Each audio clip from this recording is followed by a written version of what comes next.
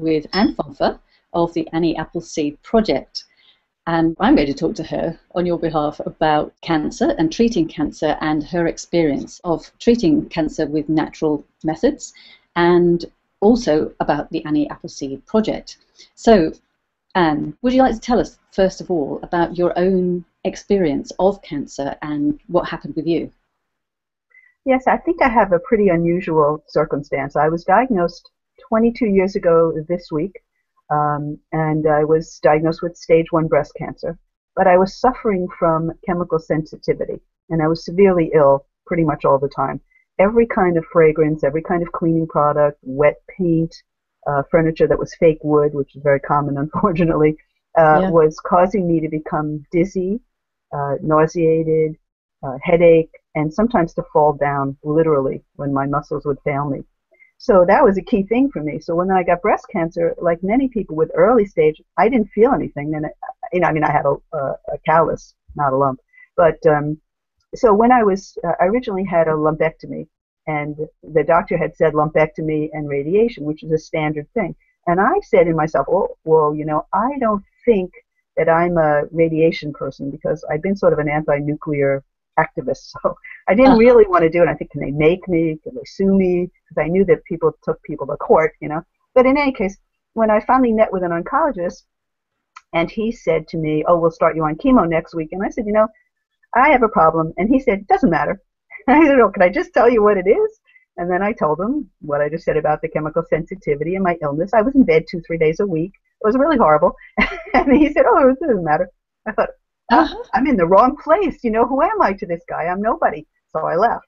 And I left nicely, but I left. And I realized it just wasn't going to be right for me, because to not take into account the most important stuff in my life didn't seem like a personal direction. And I made this rule for myself. I want to be treated for me. I want Anne Fonfa to be treated, not the cancer in room 7, which is what it felt like. It was just too automatic, too everybody gets this, we're going to give this to you. So I didn't do so. And I decided not to do radiation, although my beloved husband, who was very supportive, said to me, you've got to talk to a radiation oncologist and see what they have to say. I met with them. I actually even got the tattoos. And then I just felt there were so many klutzy, incompetent things that happened. It was scary. And if they can put radiation, they told me, oh, we have 2 machines and you get whichever one's available, the old one or the new one. That didn't sound good. The person measuring me said, oh, I'm just a student. I wish the doctor would stay here. I don't know what I'm doing. I'm going, oh, you don't know what you're doing and you're measuring me.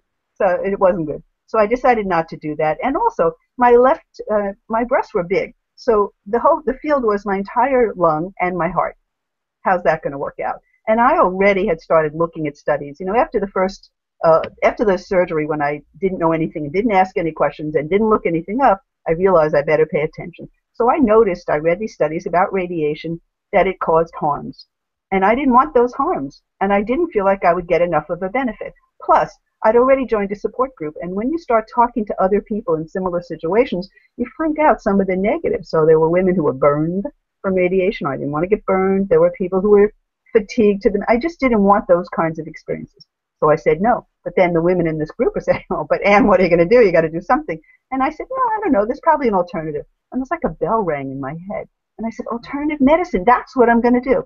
Actually, I didn't really know what it was. And the joke was, my close friend was an acupuncturist, and she treated me and solved my menstrual cramps with 3 months of treatment that I didn't even know were happening. So, but she didn't seem alternative because she was my friend, But as I explored what I thought was old stuff, going to used bookstores to find information, I realized that it was a living and breathing traditional system of medicine all over the world. There were a lot of things I could try. Of course, the first thing for everybody, and my first thing was cleaning up my diet.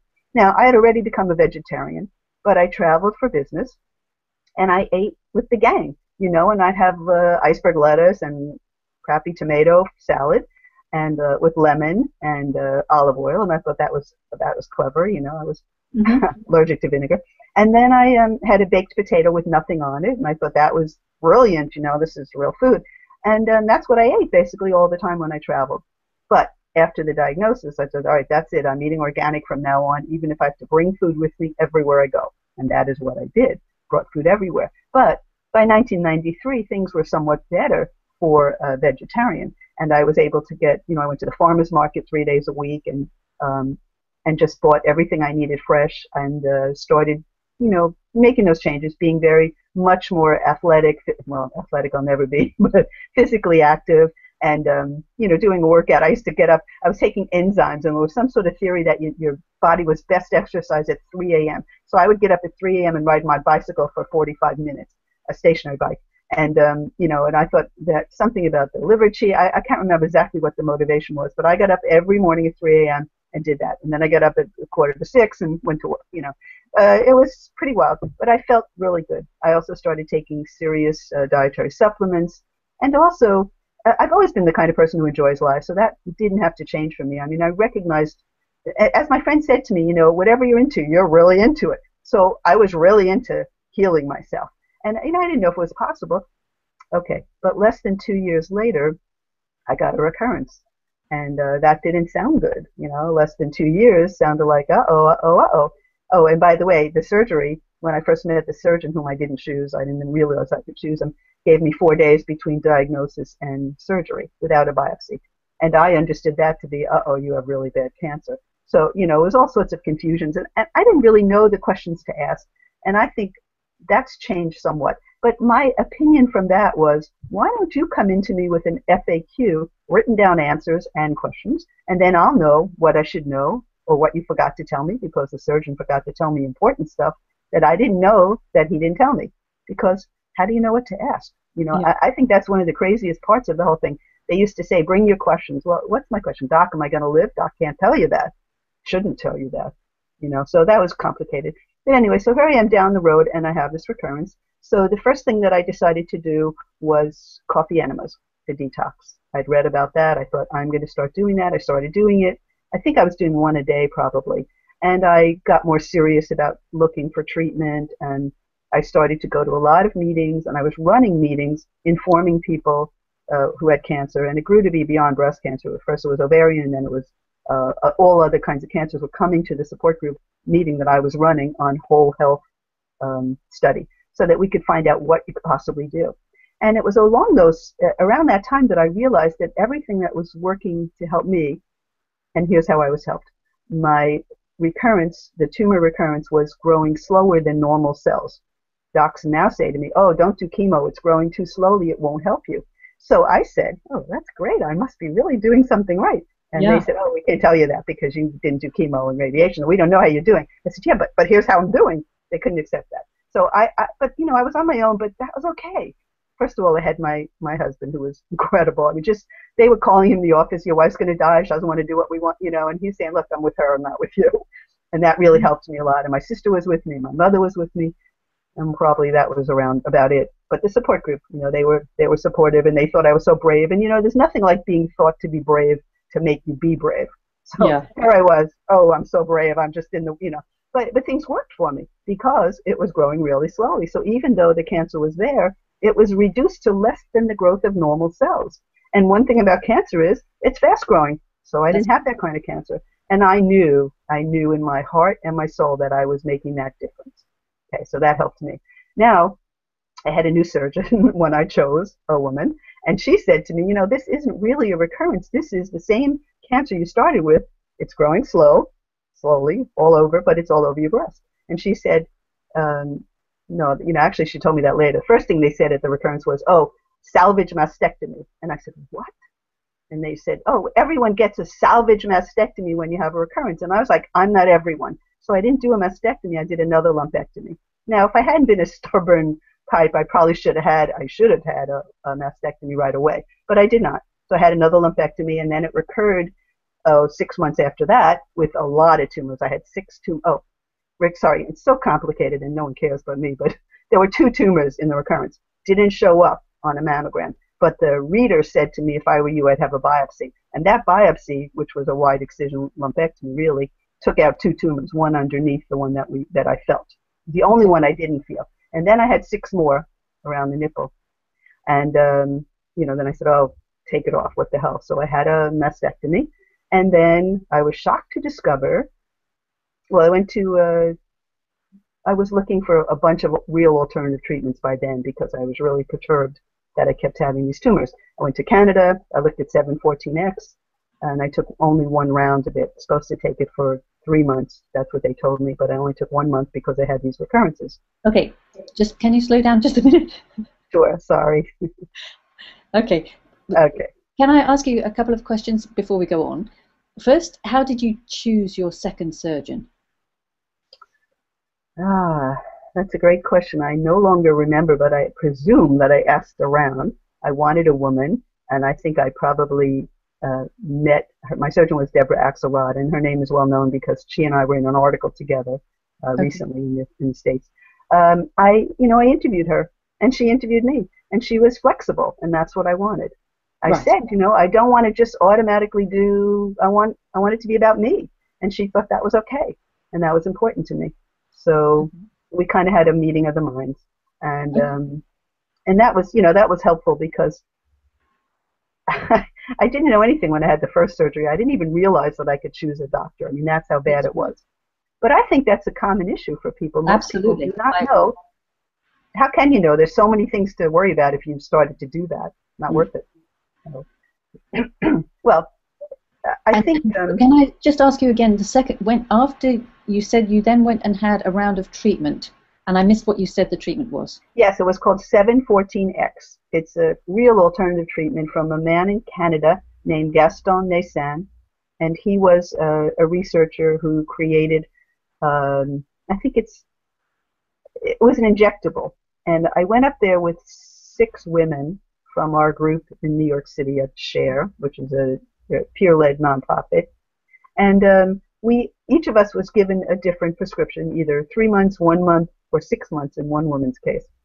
And one of the women, he told she didn't need anything, and she went home. So Okay. we, but that I didn't have time for it to work because then I got all these other tumors. I had 6 more around the nipple, and that was just too much. So I had a mastectomy, and then I ended up going to a Gerson clinic in Mexico.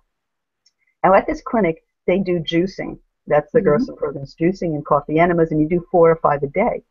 And you know, I mean, the thing is, I had that multiple chemical sensitivity, so I already wasn't a healthy person.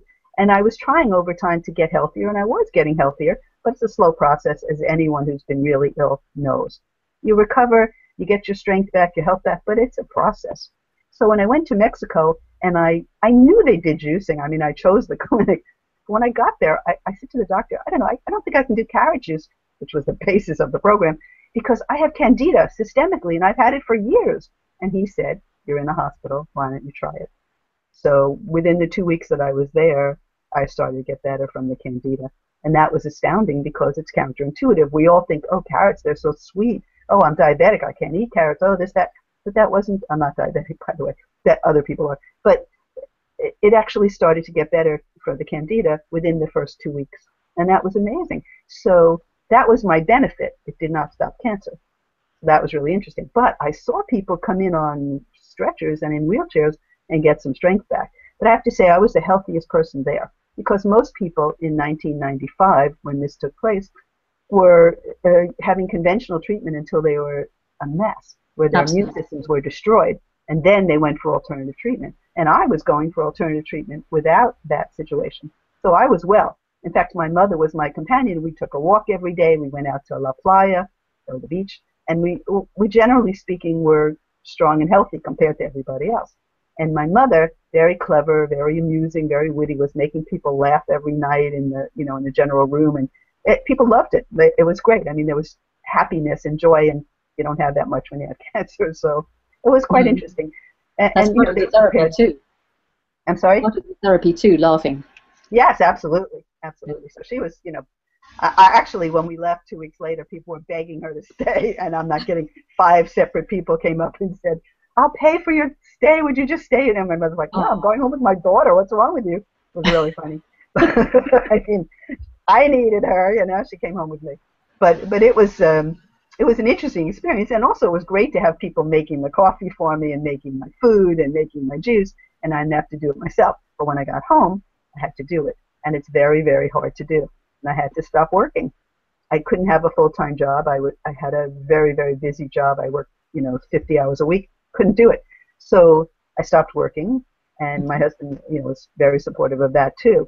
So now I'm home all the time, and I'm doing 4 coffee enemas a day, and I'm injecting, and I'm making juices, and I had lymphedema from the surgery, which is another whole story. And I could not cut the carrots the way I needed to. So I had to get my poor next door neighbor, who was home all day, to run in every few hours and cut up carrots for me and cut up apples for me. But the local health food store agreed to deliver the 40 pounds of carrots and the 40 pounds of apples that I used every single week. So that was useful because I couldn't carry it, and I had no idea what to do. So I take a taxi, and I lived in Manhattan.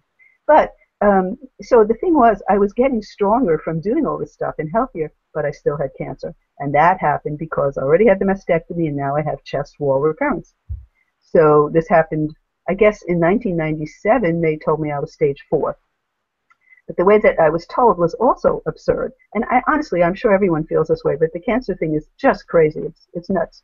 So this doctor says to me, I guess an oncologist, he says, well, it's probably a metastatic recurrence. So I say, where's probably fit into the cancer world? What probably? And he says, well, it went through your whole body, and now it's back on your chest wall. And I said, how do you know that? And he says, well, we don't know for sure, but that's probably what's going on. So I said, forget it. I'm sorry. I'm not stage 4. That's the stupidest thing I've ever heard in my life, and forget it. So I forgot it. That was 1997. I said, the heck with that. However, I ended up having 14 tumors on the mastectomy bare chest wall. 14 tumors. So they were teeny tiny, but they kept on coming. But I found I was using maitake mushroom extract, liquid vitamin, maitake D fraction, and the tumor reduced. And I was ecstatic. I had something that worked. And then I got another tumor.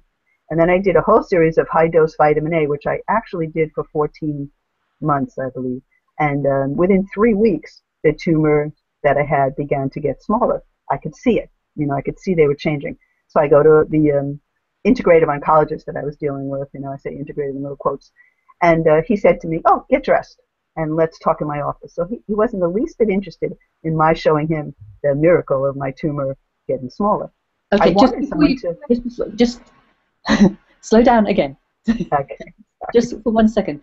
You said you did high-dose vitamin A? Yes. Okay, how did you do that? When you say high dose, can you be a bit more specific? Yes, I was exploring all these years treatments. So I met a researcher whose name I can no longer recall, but it began with a Z, so you can just imagine why I can't recall it, but I can't recall names anyway. So he had worked with a guy named Maurice Black, whose name I do recall, and Maurice Black. Maurice Black. They had a protocol for dosing with vitamin A, and I couldn't follow it because he wanted me to give up, and he was at the Valhalla School of Medicine in New York State. He wanted me to give up all the things I was doing. But, I'd been kept alive since 93, and it was all of the year of 93, diagnosed in January. So I wasn't comfortable stopping my protocol that I'd created for myself. So I didn't want to do it. But I also talked to the doc in Mexico from the clinic, and I, consulted with a lot of people. I like to say that my own opinion is what matters the most, but I'm willing to take information, informational input from people. So maybe 3 or 4 different people were explaining high-dose vitamin A. I decided to do it. I took a vitamin A pill, a bottle of tablets off a shelf and bought them. It was vitamin A palmitate, and I took 300,000 IU every day for a week. And then I reduced it to 150,000 IU every day for the month. In the 3 weeks, in the 3rd week, the tumor got smaller, and I was, really was smaller, and it was clearly smaller every day. So then in consults with the doctor in Mexico, he says to me, oh, no, you're supposed to be taking the liquid. You're not supposed to. I was like, oh, that's a joke. So then I went and found a vitamin A emulsion. I forget the company, but there's a company that was making it. And I lived in Manhattan, so I had access to several of the pharmacies that could, have really cool dietary supplements. And so I started taking that, and I was doing what I called pulsing, because that came into the picture around the same time. And that meant I would do something for a month and then go off for 2 weeks and go on for 5 weeks and go off for a week and back and forth. So for 14 months, I more or less pulsed vitamin A, and every week of a month, I would do 300,000 IU and then go down to 150,000. And again, it continued to reduce, but it never disappeared. I kind of compared it to the half-life of nuclear radiation waste, nuclear waste, because you never reach the half-life. It's, 10,000 years or 50,000 years. So I had the same thing. It would reduce or reduce. It never disappeared. And then I said to the surgeon, Deborah Axelrod, please remove these 4 tumors that are now very small, and I want to hear everything about their pathology. So they're surgically removed, and she tells me in the report they're now very high in estrogen and progesterone, ER and PR positive. Okay. And they're also, it's very well differentiated, and most of the tumor is necrosis, meaning dead cancer cells. Yeah. So I was happy, happy. Clearly worked. This is Dr. Anne Curtis. Thank you for listening to the first part of this interview. Please go on to listen to part 2 now, or contact Anne Fonfa at annieappleseedproject.org.